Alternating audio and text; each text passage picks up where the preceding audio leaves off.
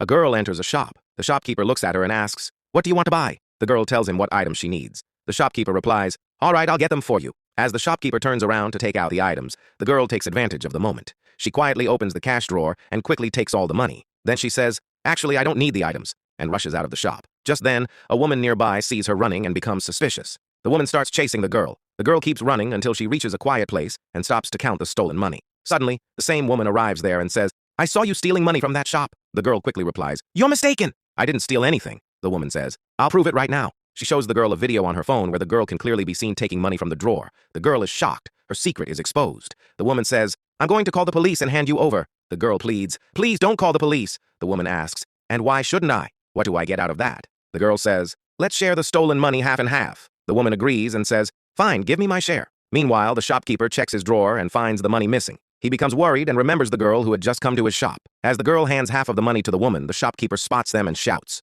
Both the girl and the woman panic and run away. The shopkeeper looks around and spots a police officer nearby. He calls him over and says, "Officer, a girl and a woman stole money from my shop and ran away." The police officer says, "Come with me." They both start running to find them. Meanwhile, the girl and the woman are running and hide in a corner. The police officer and the shopkeeper reach the area and start searching. Taking advantage of the situation, the girl and the woman quietly slip away again. The shopkeeper spots them running and tells the police officer. Both start chasing them again. The girl and the woman stop at another place to catch their breath. The woman notices some clothes hanging nearby. She picks them up and says, "We'll have to disguise ourselves." The girl refuses. "I can't wear these dirty clothes." The woman says, "If you don't, the police will catch us." Then the woman quickly helps the girl change her clothes and disguises herself too. Soon after, the police officer and the shopkeeper reach the same spot. When the girl and the woman try to leave, the police officer stops them. They get scared. The officer walks up to them, picks up some money from the ground and says, "You dropped your money." He hands it to them politely. The woman takes the money and thanks the officer. Just then, the shopkeeper arrives and recognizes them. He shouts, "These are the ones who stole money from my shop."